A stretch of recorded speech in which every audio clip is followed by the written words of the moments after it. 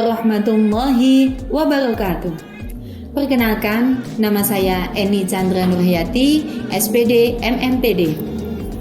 Di sini saya adalah dosen tetap dari program studi manajemen dari Fakultas Ekonomi dan Bisnis Universitas Sains Al-Quran Jawa Tengah di Wonosobo. Pada program studi manajemen, saya juga sebagai sekretaris prodi manajemen, dan selain itu, saya juga mengajar pada mata kuliah pokok, yaitu mata kuliah kewirausahaan. Pada mata kuliah kewirausahaan ini diberikan kepada mahasiswa prodi manajemen semester 4 dengan bobot 2 SKS. Pada kali ini saya akan menyampaikan tentang deskripsi singkat dari mata kuliah kewirausahaan, luaran mata kuliah kewirausahaan, dan metode yang saya gunakan. Mata kuliah kewirausahaan adalah mata kuliah yang memberikan kemampuan dasar kepada para mahasiswa untuk bisa menerapkan dalam kehidupan yang secara nyata tentang bagaimana perilaku, sikap seorang entrepreneur, serta memahami tentang bidang-bidang kewirausahaan. Selain itu, di dalam mata kuliah kewirausahaan juga ada beberapa hal yang dibahas lebih inti. Baik itu definisi tentang entrepreneur, bidang-bidang kewirausahaan, konsep-konsep dasar dari wirausaha, serta bagaimana caranya merancang suatu kegiatan usaha atau bisnis. Karena harapannya dalam mata kuliah kewirausahaan ini, mahasiswa mampu mengimplementasikan kompetensi-kompetensi yang memang sudah didapatkan dari mata kuliah pendukung dalam program bidang studi manajemen. Contohnya, sudah diajarkan tentang pengantar manajemen atau beberapa mata kuliah lain yang mana itu semuanya bisa diaplikasikan dan bisa dipadu-padankan dengan teori dan juga praktik yang semuanya terbahas dalam mata kuliah kewirausahaan. Luaran dalam mata kuliah kewirausahaan ini diharapkan mahasiswa mampu bersaing ketika besok sudah pada lingkungan kerja, baik itu bersaing secara bisnis, secara offline atau bahkan online. Semakin berkembangnya zaman, semakin berkembangnya kemajuan, itu semuanya juga akan berefek pada dunia wirausaha. Wirausaha itu juga dituntut memiliki daya kreasi dan inovasi yang tinggi, memiliki daya juang yang tinggi, mampu mengambil resiko, dan mampu memprediksi kemungkinan-kemungkinan yang akan terjadi di masa mendatang. Dalam dunia bisnis, pastinya membutuhkan teori dan juga praktik dan implementasi dari mata kuliah kewirausahaan ini. Sehingga dalam mata kuliah ini ada beberapa hal yang disampaikan tentang bagaimana berinovasi, menciptakan peluang, bagaimana menganalisis, bagaimana menentukan segmentasi pasar, dan beberapa hal yang penting dalam dunia bisnis. Selain secara teori, dalam mata kuliah ini pun saya sebagai dosen pengampu mata kuliah kewirausahaan juga memberikan praktik. Salah satunya mahasiswa, kami berikan tugas untuk mengobservasi tempat-tempat usaha UMKM yang ada di Kabupaten Wonosobo. Agar dari kegiatan observasi yang berhubungan langsung dengan lapangan, mahasiswa akan lebih bisa berkreasi dan berinovasi sesuai dengan kebutuhan pada saat ini. Wirausaha yang hebat, yang sukses adalah yang memiliki daya saing dan daya juang yang tinggi, mampu mengambil resiko, dan mampu memprediksi bagaimana kemajuan bisnisnya. Dalam mata kuliah ini, pada program studi manajemen Fakultas Ekonomi dan Bisnis Universitas Sains Al-Quran Jawa Tengah di Wonosobo, saya pun menggunakan beberapa media pembelajaran Salah satunya yaitu sistem akademik yang sudah disediakan oleh Universitas Sains Al-Quran. Selain itu, dalam mata kuliah kewirausahaan, kita juga menggunakan beberapa media pembelajaran lainnya. Google Form, Zoom Meeting, grup WA, dan juga beberapa media yang lainnya. Dan untuk asesmen atau dalam penilaian mata kuliah kewirausahaan ini ada beberapa unsur. Selain harus memenuhi tugas-tugas serta keaktifan, ada juga poin yang harus dilengkapi, yaitu mengikuti ujian tengah semester, mengumpulkan dan menyajikan presentasi, bisnis plan, dan beberapa produk-produk inovatif. Di dalam mata kuliah kewirausahaan ini juga ada beberapa taktik-taktik dalam memasarkan produk. Dan itu juga dikemas dalam sebuah asesmen atau penilaian. Mahasiswa diharuskan mampu untuk menjual ataupun memasarkan produk yang sudah mereka miliki. Dalam kegiatan UTS juga kita sudah memberikan beberapa pertanyaan yang kita ambil dari materi yang sudah tersampaikan dari pertemuan 1 sampai dengan akhir. Selain itu, mahasiswa juga harus mengikuti penutup dari mata kuliah ini, yaitu terkemas dalam bentuk ujian akhir semester yang kami desain dalam bentuk bazar kewirausahaan. Dalam bazar tersebut, mahasiswa juga harus mendisplaykan semua produk yang sudah dia buat. Dan di dalam bazar itu, dalam waktu yang sama, semuanya bersaing dan untuk mendapatkan keuntungan. Pada kesempatan itu, mahasiswa juga bisa menerapkan metode-metode pemasaran yang sudah pernah dipelajari dalam kelas. Itu tadi tentang asesmen penilaian dari mata kuliah kewirausahaan. Dan selanjutnya, untuk sumber bahan pembelajaran, kami menggunakan banyak sekali buku-buku atau jurnal-jurnal yang membahas tentang kewirausahaan. Dan tujuan atau luaran dari mata kuliah ini, mahasiswa mampu menguasai prinsip-prinsip dasar, kompetensi inti, kompetensi khusus dalam mata kuliah kewirausahaan. Dan yang kedua, mampu menyusun, merancang sebuah usaha. Dan yang ketiga, nanti mampu mengimplementasikan dalam lingkungannya masing-masing. Itu saja yang bisa saya sampaikan tentang deskripsi mata kuliah kewirausahaan yang diajarkan pada program studi manajemen Fakultas Ekonomi dan Bisnis Universitas Sains Al-Quran Jawa Tengah di Wonosobo yang saya ampu. Dan saya ucapkan terima kasih. Selanjutnya ada beberapa contoh kegiatan praktik mengajar dalam mata kuliah kewirausahaan. Assalamualaikum warahmatullahi wabarakatuh. Waalaikumsalam warahmatullahi wabarakatuh. Bagaimana teman-teman mahasiswa? Sehat semua? Alhamdulillah. Alhamdulillah ya. Untuk siang ini kita bisa tatap muka kembali dalam mata kuliah kewirausahaan ya. Sebelum kita mulai, saya cek kesiapan dari masing-masing mahasiswa. Oke. Yang pertama, Mbak Anita Tri Sulistianti. Hajiro. Oh ya. Tri Melinda. Hajiro. Oke. Muhammad Ainul Yakin. Tir. Dan yang terakhir Muhammad Akil Ihsanuddin. Tir. Alhamdulillah. Iya ya. Untuk pertemuan kali ini nih ya semuanya. Sudah siap menurut materi? Siap. Untuk mengawali perkuliahan siang ini, marilah kita awali dengan bacaan suratul Fatihah. Ridailah wali syafaati Rasulillah sallallahu alaihi wasallam. Lahumul Fatihah.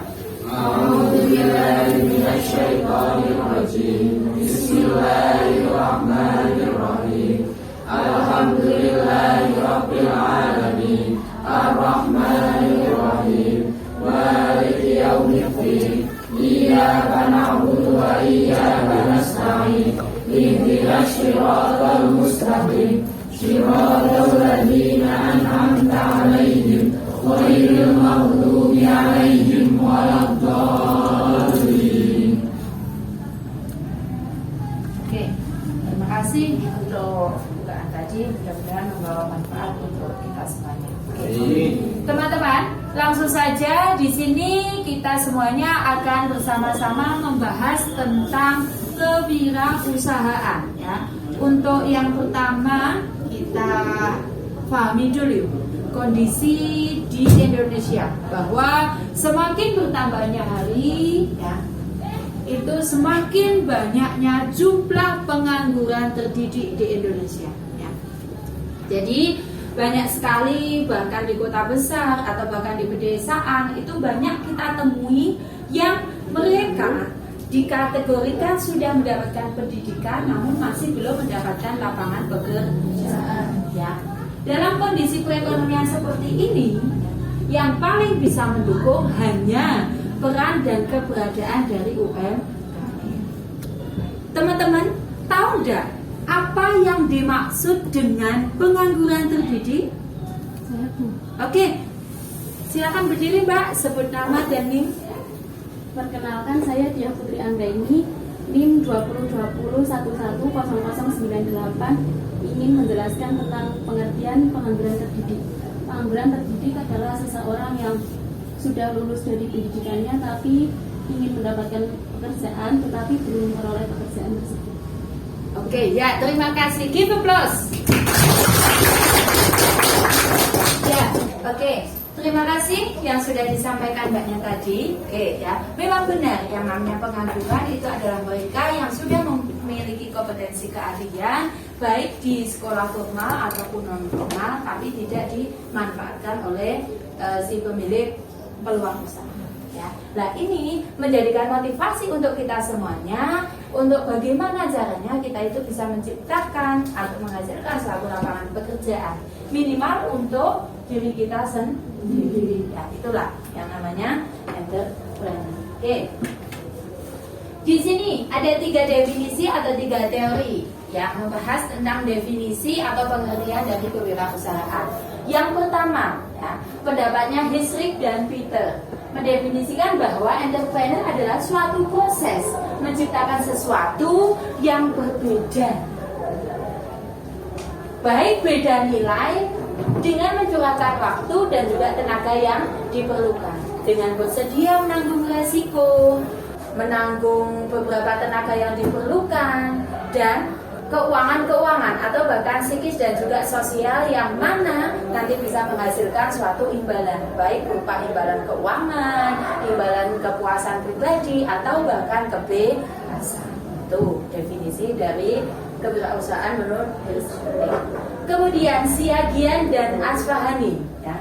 Dari 3 suku kata, yaitu wira yang berarti utama, gagah, teladan atau berjuang, sedangkan swa yang berarti sendiri, dan ta adalah berdiri. Jadi dari itu semuanya bisa kita simpulkan bahwa Siagian dan Asfahani berpendapat bahwa wirausaha adalah mereka yang memiliki kegagahan, keteladanan, dan jiwa pejuang yang mampu berdiri sendiri. Kemudian teori yang ketiga yaitu Friedman dan juga Daniel mendefinisikan bahwa entrepreneur adalah sebagai seseorang yang berani mengambil resiko dengan memulai dan mengelola suatu usaha untuk mendapatkan keuntungan. Nah, itu tadi tentang 3 definisi menurut 3 ahli. Nah, silakan dari teman-teman mahasiswa ada yang ingin menyampaikan pendapatnya tentang apa itu kewirausahaan. Silakan. Ya, oke, Mbak Cantik ya, bisa berdiri sebut nama NIM. Saya Lalu Munawaro dengan NIM 202011100165. Menurut saya, kewirausahaan adalah sebuah usaha yang dibangun berdasarkan inovasi tersendiri. Nah, dari inovasi itu menghasilkan sebuah produk. Dari produk itu dapat menghasilkan nilai ekonomi untuk wirausaha itu sendiri. Oke, ya, bagus sekali, give applause. Ini yang dikatakan Mbaknya bahwa apa? adanya jiwa inovasi di dalam dunia entrepreneur. Ada hal-hal yang baru, penciptaan hal yang baru, baik itu produk atau ide gagasan yang lainnya. Oke, untuk pendapat yang kedua, ada yang mau berpendapat? Saya Bu. Ya, silakan Mbak. Berdiri sebut nama NIM. Nama saya Ahmad Hidayat, NIM 20110103. Menurut saya kewirausahaan itu sebuah peluang di mana kita itu mengambil resiko dari apa yang ada di sekitar, terus kita bisa mengambil sisi yang menurutnya itu tidak baik menjadi baik untuk sebuah keuntungan, dan di mana dapat menghasilkan sebuah peluang bukan hanya untuk diri sendiri tetapi untuk orang lain juga. Oke, ya, terima kasih. Give applause. Oke, benar sekali yang dikatakan bahwa di dalam entrepreneur ya, jiwa ataupun definisi dari entrepreneur itu memang harus berani menanggung segala bentuk resiko. Oke, satu lagi mungkin yang ingin berpendapat. Saya Bu. Oke, silakan berdiri. Nama dan NIM-nya, Mbak. Perkenalkan, nama saya Hesti Sundari dengan NIM 2020110009. Kalau menurut saya kemampuan kewirausahaan. Kalau menurut saya kewirausahaan itu adalah kemampuan seseorang untuk berpikir kreatif dan berperilaku inovatif untuk menciptakan sesuatu yang baru, di mana akan terciptanya peluang bisnis. Oke, ya, bagus sekali. Oke, gini dong. Ya, terima kasih untuk 3 mahasiswa yang sudah berpendapat. Semuanya benar bahwa memang yang namanya kewirausahaan itu adalah kemampuan untuk menciptakan hal-hal yang baru yang di dalamnya harus berani menanggung resiko. Karena dari beberapa resiko itu nanti akan tercipta suatu inovasi, gagasan, ide yang baru, ya enggak? Bahkan ada juga beberapa yang mengatakan bahwa kewirausahaan atau entrepreneur itu adalah orang yang berani keluar dari zona aman dan Nyaman. ya, oke, itu tentang definisi. Bisa kita lanjutkan ya? Ya. Oke, selanjutnya kita akan membahas tentang bidang-bidangnya. Kalau tadi sudah definisinya, kita lanjutkan dengan bidang-bidang kewirausahaan. Oke, di dalam bidang-bidang kewirausahaan dalam bukunya Katsmir dijelaskan ada 5 bidang kewirausahaan. Ya, untuk bidang yang pertama, bidang apa? Saya Bu, Oke, bidang pertama, bidang apa Mas? itu bidang ekstraktif, Oke, di mana perusahaan tersebut mengolah hasil dari alam. ya. Salah satunya yaitu batu bara yang Oke. dibuat menjadi bahan energi untuk kapal ataupun kereta api. Oke ya, give applause. Oke ya, terima kasih. Itu tadi ya yang pertama. Dilanjutkan bidang usaha yang kedua. Berdasarkan gambar ini, ada yang tahu bidang usaha yang kedua itu apa? Saya tahu Bu. Oke, silakan sebut nama nih. Perkenalkan, nama saya Sofia Nur Fajri dengan nomor induk mahasiswa 202011149. Menurut saya bidang usaha industri itu suatu usaha dalam kesatuan yang melakukan kegiatan ekonomi dan di dalamnya ada seseorang yang bertanggung jawab di atasnya. Misalnya pabrik sepatu, pakaian, handphone dan lain-lain. Oke, bagus sekali. Oke, itu tadi tentang bidang usaha industri, bahwa memang di dalam usaha industri ini pasti ada kegiatan mengolah, ya enggak? Dari kulit menjadi sepatu atau dari kayu menjadi furniture dan lain sebagainya. Oke ya. Dilanjutkan untuk bidang usaha yang ketiga. Oke, berdasarkan gambar ini gambar apa ya? Ada yang tahu? Saya Bu. Oke, ya Mbak, silakan. Perkenalkan, nama saya Aprilia Limatumora dengan NIM 2020-110189. Itu adalah gambar usaha perdagangan. Adalah kegiatannya melakukan pembelian pada produk atau barang untuk dijualbelikan untuk memperoleh keuntungan pada dirinya dan tanpa merubah kondisi produk yang dijualbelikan lagi. Contohnya toko sembako, usaha kuliner, dan masih banyak lagi. Oke, bagus sekali. Oke, ya. Bagus sekali. Itu tadi yang dimaksud dengan bidang usaha perdagangan, yaitu di dalamnya adanya kegiatan penyaluran atau penyampaian produk dari produsen ke konsumen. Banyak sekali contohnya seperti yang tadi disampaikan. Oke, kita lanjutkan bidang usaha yang keempat ya. Nih, fotonya siapa ini? Ada yang mau berpendapat? Saya Bu. Oke, ya silakan. Nama NIM. Perkenalkan, nama saya Dina Ini Edianti dengan NIM 20201108. Bidang usaha jasa adalah suatu kegiatan yang berupa pelayanan seperti pelayanan informasi dan teknologi, juga pelayanan yang memberikan suatu nilai jual beli seperti kita di industri perfilman. Oke. Cukup? Di Indonesia juga sangat populer dengan jasa usaha jasanya seperti jasa traveling, jasa laundry, jasa penjualan tiket, dan jasa. Oke, ya terima kasih gitu bagus sekali yang disampaikan ya, bahwa memang di dalam bidang usaha jasa itu adalah bidang usaha yang di dalamnya menawarkan pelayanan. Jadi yang dijual adalah pelayanannya. Tadi menyebutkan bahwa ada jasa laundry, ada juga jasa make up mungkin ya, ataupun jasa-jasa yang lainnya. Sama halnya dengan yang lagi di depan nih, ini juga masuk ke dalam bidang usaha jasa. Oke, untuk yang terakhir yaitu bidang usaha agraris. Oke. Bidang usaha agraris, salah satu tokohnya dalam bidang usaha agraris adalah foto di dalam sini. Ada yang tahu ini fotonya siapa? Atau foto profesi apa mungkin? Saya Bu. Oke, ya silakan. Perkenalkan, nama saya Ramis Octavia dengan NIM 2020110191. Bidang usaha agraris yaitu bidang usaha yang tidak hanya mengolah tumbuhan dan peternakan, tetapi juga lebih ke berfokus pada usaha hasil alam. Contohnya yaitu peternakan, pertanian, perkebunan sawit, dan perikanan darat. Bidang usaha ini sangat cocok di Indonesia karena lahan Indonesia yang sangat bagus. Oke, ya bagus sekali. Terima kasih untuk jenengan semuanya yang sudah berpendapat, dan untuk yang belum, kita tunggu keaktifannya dalam pertemuan selanjutnya. Oke. Dengan berakhirnya penjelasan saya tentang bidang-bidang kewirausahaan ya, ini juga menandakan berakhirnya pertemuan mata kuliah kewirausahaan pada siang ini, dan kita akan ketemu lagi pada pertemuan selanjutnya. Sebelum Bu Eni tutup, ada yang mau bertanya, menyanggah atau apa? Sudah bisa dipahami penjelasannya? Sudah. Terima kasih ya. Oke.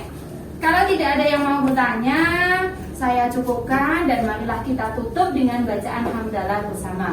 Alhamdulillahirabbil alamin. Sekian dari saya akhiri.